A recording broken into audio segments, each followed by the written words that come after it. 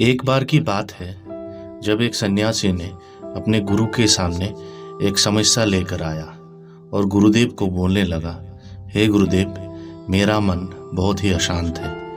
मेरे मन में बहुत सारे चिंताएं आते रहते हैं। उसमें से कई चिंता खराब भी होते हैं और कई चिंता अच्छा भी होते हैं। इतना सारा चिंता मेरे मन में चलता रहता है कि मैं कहीं भी अपना कंसंट्रेशन नहीं बिठा पाता।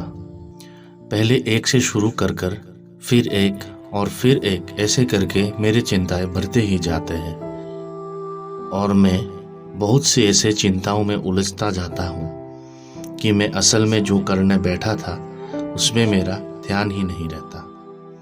मेरे बहुत कोशिश के बाद भी उन सब चिंताओं से मैं खुद को रोक नहीं पाता हूँ। कभी कभी तो ऐसा लगता है मैं शायद पागल ही हो जाऊंगा।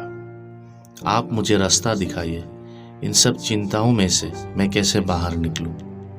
मैं अपने मन को इन अनावश्यक चिंताओं से मुक्त करना चाहता हूं। मैं चाहता हूं कि मेरा मन मेरे कंट्रोल में रहे। मैं जब जो कुछ भी सोचना चाहता हूं मैं सिर्फ वही सोचूं, उसके अलावा मेरे दिमाग में और दूसरा कोई भी ख्याल ना आए। गुरुदेव अपने शिष्य के बात को ध्यान से सुनने के बाद उसको बोला, तुम एक काम करो, तुम एक मटके में भरकर छोटा बड़ा हर विभिन्न प्रकार के पत्थर लेके आओ। शिष्य ने वही किया। वो जाकर मटके में पत्थर भरकर लेके आए। गुरुदेव ने बोला, अब तुम मटके को अपना मन समझो और पत्थरों को मन में आने वाले चिंताएं, और इस मटके में और पत्थर भरने की कोशिश करो। गुरुदेव की बातें सुनकर शिष्य ने उसमें और पत्थर भरने लगा, लेकिन वो मटका पहले से ही भरा हुआ होने के कारण जो पत्थर वहां पे डालने लगा था वो मटके से बाहर गिरने लगे थे। तब गुरुदेव ने शिष्य को रुकने को कहा और कहा, अभी तुम अच्छे से देखो, इस मटके में पहले से पत्थर भरे होने के कारण इसमें नया पत्थर नहीं भरा जा सकता। अब अगर इस मटके में पत्थर भरना है तो पहले पूरा मटका खाली करना होगा। गुरुदेव की बातें खत्म होने से पहले ही जो शिष्य थे वो बोलने लगा, धन्यवाद गुरुदेव, मैं अब समझ पा रहा हूँ कि अगर हमें नए विचारों को मन में भरना है तो पहले पुराने विचारों को मन से निकालना होगा, यही ना। तभी गुरुदेव ने हंसकर बोला, रुको, मेरे बातें अभी खत्म नहीं हुआ, पहले मेरा पूरा बात ध्यान से सुनो। हमारा जो मन है ये इस मटके से संपूर्ण अलग है। मटके को तुम पत्थर से भर सकते हो, लेकिन अपने मन को कभी भी चिंताओं से भरना संभव नहीं है। मन में जितना भी चिंताएं आते रहेंगे उतना ही और चिंताएं आने के लिए मन और जगह बनाता रहेगा। शिष्य ने तब बोला, गुरुदेव, आप क्या बोलना चाह रहे हो, मुझे कुछ समझ में नहीं आ रहा। तब गुरुदेव ने बोला, तुम एक काम करो, पूरे मटके को खाली करो। शिष्य ने वही किया। जब मटका पूरा खाली हो गया तब गुरुदेव ने शिष्य को बोला, अब मटके में तुम एक पत्थर डालो और वहां से 2 पत्थर निकालो।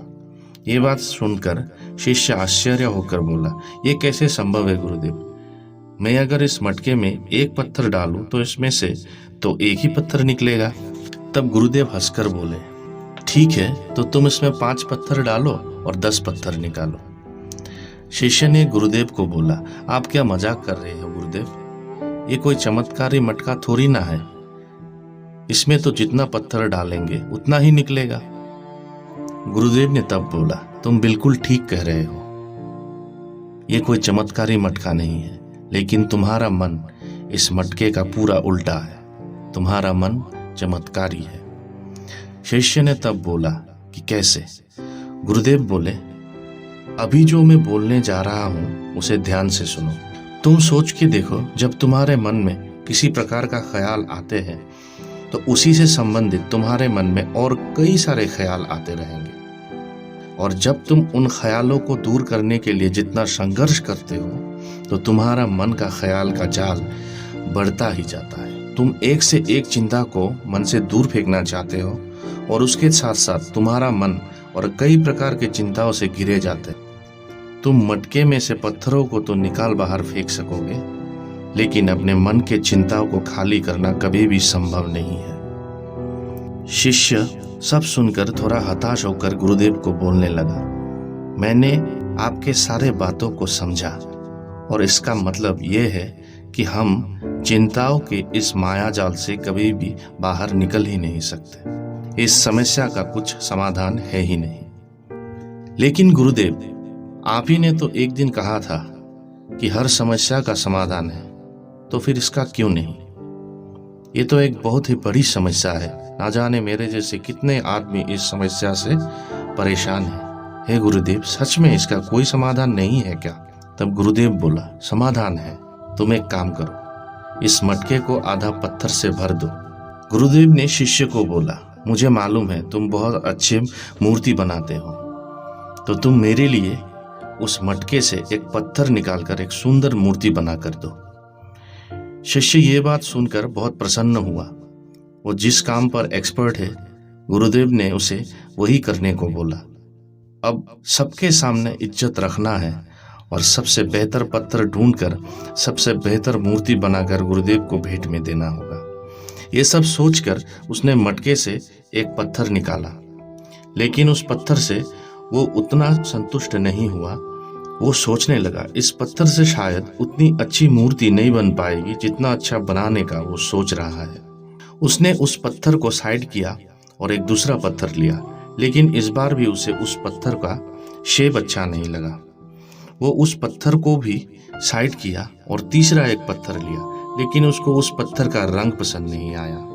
उस पत्थर को भी उसने साइड किया और एक चौथा पत्थर निकाला, लेकिन वो चौथा पत्थर भी उसको पसंद नहीं आया। उसने सोचा, मुझे शायद मटके का सब पत्थरों को निकालना होगा, शायद मटके के अंदर मुझे वो पत्थर मिल जाए जो मैं ढूंढ रहा हूँ। ये सोचकर उसने मटके का सब पत्थर एक एक करके निकाल लिया। इस बार वो कंफ्यूजन में पड़ गया। वो डिसीजन ही नहीं ले पाया कि कौन से पत्थर से गुरुदेव के लिए सबसे अच्छी मूर्ति बना सके।